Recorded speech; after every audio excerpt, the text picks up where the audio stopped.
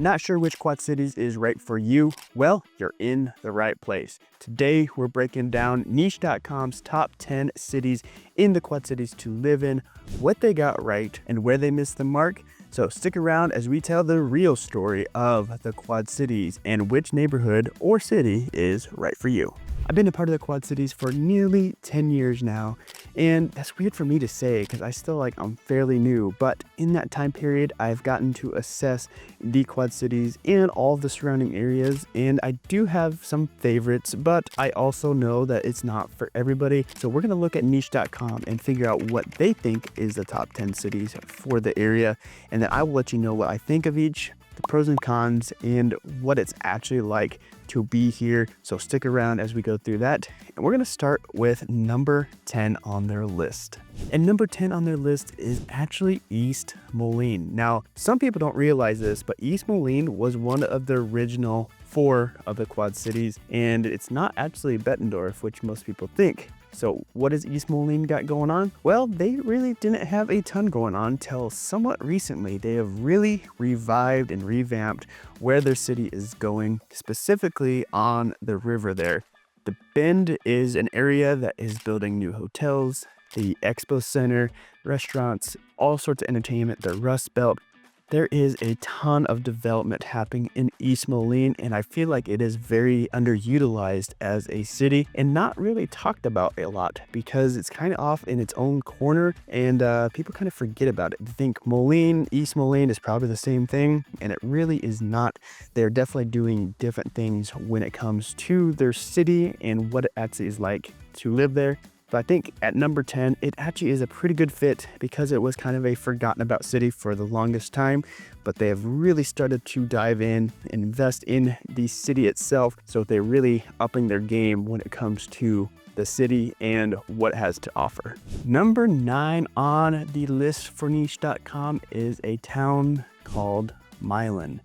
Not Milan, it is pronounced Milan, and if you moved here and you called it Milan, you're gonna get laughed at. In fact, you might even get in a little bit of trouble depending on who you ask. But what is it? Where is it? Well, it is in Moline, right on the edge of the Quad Cities. And what does it have to offer? Well, it has to offer small town vibes with super quick access to the Quad Cities, and I actually really like it. There's a lot of cool things that go on there. The biggest one I like to go visit for is a company called Meatheads. It's a butcher, and they have tons and tons of different types of brats, which I really enjoy. Me and my wife go over there and choose different types of brats for different occasions, and some wacky ones, which I haven't quite got to the wackiest, which is their gummy bear brat. I just can't force myself to purchase it. Maybe I will in the future, but I'm curious, if you're local and you've had the gummy bear brat, let me know how it is because I'm not sure I can sell myself on that. But regardless, Milan is a great small town that has super easy access to the cities, just 5-10 minutes away. You got the Walmarts, the Targets, all of that. So really cool little niche, and not a lot of people will know about that one as well just because of location, and the population doesn't support as much people moving in. But the things that are there are really, really good, and I think you might really enjoy it if you want that small town vibe in Illinois and being still accessible to the Quad Cities. All right, number 8 on the list for Niche.com is a town called Wilton. Now, this one's a little bit confusing to me because I would not really consider Wilton as a part of the Quad Cities per se. It's actually pretty far out there, and I'm not really sure why it's included there. I'm not saying it's a bad place. It's a small town, maybe 3,000 people, not a lot of stuff. I mean, they do have a little bit going on. It's just a typical Iowa small town.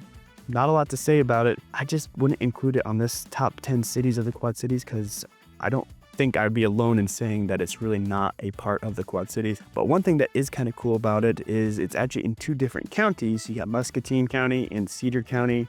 Now, just barely any of it is in Cedar County, but it is unique in that aspect. So if you like small towns, it might be a good option for you. They do rank it as number 8 for the Quad Cities, so obviously that's saying some good things about it. But honestly, I wouldn't really consider it the Quad Cities just because of how far away it actually is from the core Quad Cities area. Let me know if you disagree down below.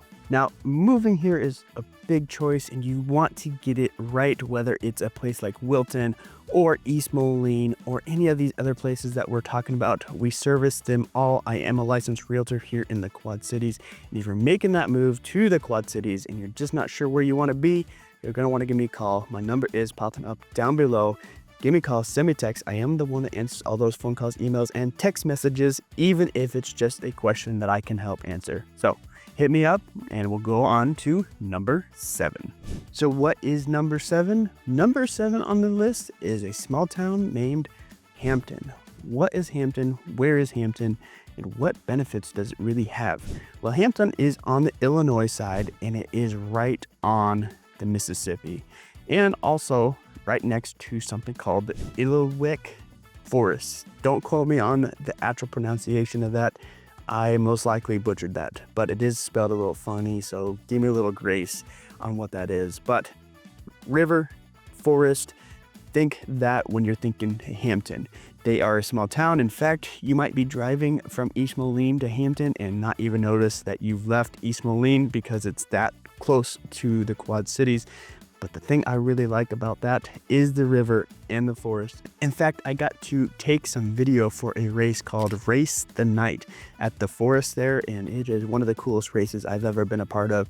It starts right at dusk, and people are running and doing this race with headlamps on in the middle of the night. It was really cool. It was very cool to actually videotape it as well. So it's just that kind of culture there in Hampton, small town, outdoorsy, right on the river, kind of out by itself, but also really kind of in the city as well, because you really don't notice when you're leaving the Quad Cities when you're going through Hampton, because it's right there. Beautiful little place. Highly recommend it if you like river and forest being right close to you. Now, so far, most of these towns that we've been talking about have been smaller towns, but number 6 on the list is not really that way at all. It is Moline, and Moline is the second largest city in the Quad Cities, really close to Bettendorf, but they are still technically the second largest population in the Quad Cities. So that means they have a ton going on, and I do think they are ranked pretty well in this list because they have some great parks, they have some great access to the river, they have entertainment in their downtown with the vibrant arena. Things that go on there are like the Steamrollers, which is their indoor arena football team. They have concerts, they have monster truck jams, they have rodeos. It's really a big hub of entertainment in the Quad Cities just because they have that vibrant arena in general. But also in their downtown, they have places like the John Deere Pavilion. They have places like the restaurants called, one in particular is Lemongrass, which is a Thai restaurant. Absolutely love that place. If you have the time, go check that out. It's really, really good. And they do have a secret menu. If you'd like it spicy, let them know, because they have different spice levels that aren't really advertised on their menu. So just keep that in mind when you go there. But like I said, they have great parks, great places to live, great river access, a lot of entertainment. The Music Guild is another place I really like going to. It's a community theater up in one of their parks called Prospect Park. Has a pond. It has area that you can actually go and have picnics. You have disc golf there, which, by the way, the Quad Cities in general is a disc golf haven, and Moline is no exception to that. And they also even have the airport, the international airport that everybody flies out of. So they have a ton going on. Is kind of my point of this whole talking, is that they have a lot going on, and the ranking is really well founded when you're looking at the top 10 cities to live in the Quad Cities, and Moline is second largest and ranked number 6. Now we're getting to the halfway point, and at number 5 is another small town, but it's a unique small town, and that is Geneseo. So where is Geneseo? It is in Illinois once again, but what does Geneseo actually have to offer? Well, they have about 6,000 people, so you got that small town, but they have a fantabulous, is that a real word? I'm not really sure. But they have a great downtown area with lots of shops, coffee places to go, and they really maintain that aura of the small town that people really like.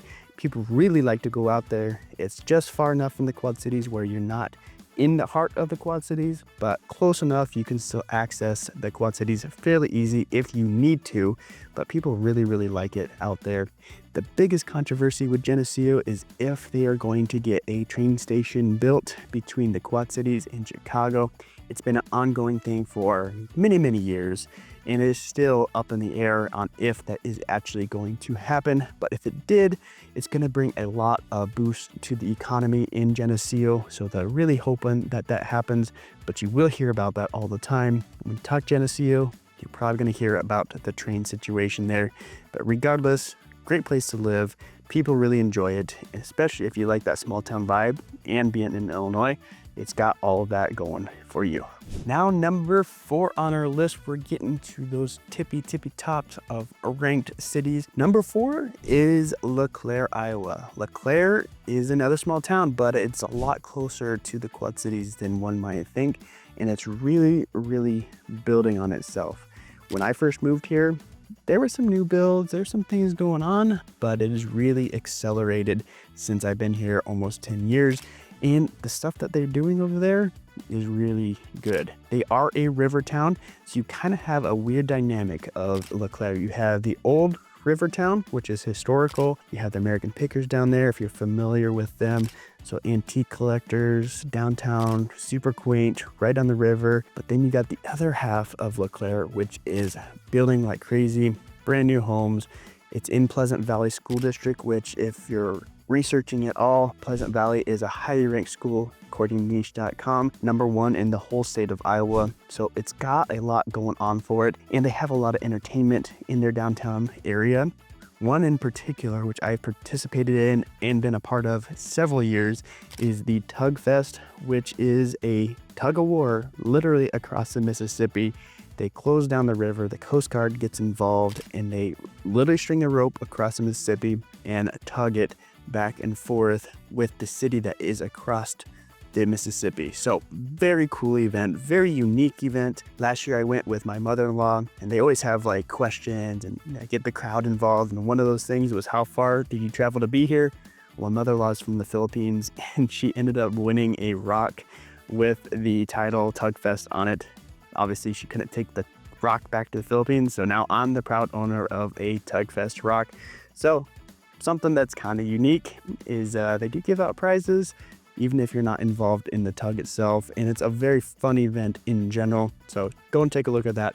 But LeClaire, as far as a place to live, highly recommend.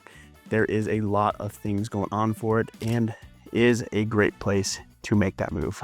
Now, number 3 on niche.com's list is actually the town that is directly across from LeClaire. And what is that town? That town is Port Byron, the rivals of LeClaire when it comes to the Tug Fest. And fortunately or unfortunately, depending on how you look at it, they are usually the winners of Tug Fest in general. But that doesn't mean to say that they don't have places to live as well. They really do. But they also have the same characteristics of LeClaire in that they have the old river town down by the river. But then if you get out into the hills a little bit, you get that newer vibe. Now, I wouldn't say it's as much as LeClaire, but they do have that new build feeling outside of town a little bit. In fact, their borders go way further than you might think, because of how the situation is with the river being right there. But you have a nice little small town, a nice little downtown, and you have the big guy on the wheel. I don't know the exact history of him, but he's really cool to see right on the river there. So a lot of great things. The school is Riverside Schools. A lot of people really like that on the Illinois side. So it's great. It's close. It's easy accessibility to about everything here in the Quad Cities. So great that it's on the list, and I think it would be a good choice for you if you're looking for that small town close to the Quad Cities and wanting to be able to do stuff like the Tug Fest. Okay, we are to our top 2 towns on our list, so we're getting down to the wire here. But I told you at the beginning, there's actually a couple that I would add to the list or rearrange depending on where it would go. Stick around to the end because I do have a couple of extras for you. But number 2 on the list is a small town slash becoming a big town, and that is Eldridge, Iowa. Eldridge is north of the Quad Cities, and it is one of the fastest growing cities close by, and it's kind of cool that it still maintains its small town vibe, but it is very fast growing. Specifically south of town, there is a ton of new single family homes being built, but also north of town, tons of condos, tons of townhouses being built, and they sell out pretty quickly because everybody really wants to be out in Eldridge for whatever reason they want to be. They are North Scott schools, which is generally seen as a really good school district to be in, and it's just far enough out town that you don't have to be in the big city problems, but close enough that you have access, which you probably heard me say that several times, but is very true with Eldridge, and you can just see it and feel it when you're there. Things are developing. They just opened up a brand new Hy-Vee. If you're not familiar with that, that is a local grocery chain. And Hy-Vee just doesn't put grocery stores just anywhere. They put it in places that they know is going to be really growing. And that's why they decided to be in Eldridge. So they have a lot going on. They have a lot coming. And it's going to be around for quite some time. People are really going to like it. I think that's probably why that it's number 2 on the list. It's just the future growth of Eldridge is going to be there for quite some time based on its current trajectory. All right, we have finally made it to niche.com's number 1 city to live in, and that is the crown jewel of the Quad Cities. What is that town? That town is, of course, Bettendorf. If you've done any kind of research when it comes to researching the Quad Cities, Bettendorf is always going to be in the conversation as to one of the places people are really gravitated to. Why is that though? Well, I feel like it's a few different factors. First factor is they have really great parks. I'm in Bettendorf right now. I'm in one of their 26 parks, and each one of them is really well maintained. I'm actually a part of their park ambassador program where we go during the summer to every single park, make sure it's clean, make sure there's no graffiti, make sure there's not a lot of bad things going on, and people really do appreciate that.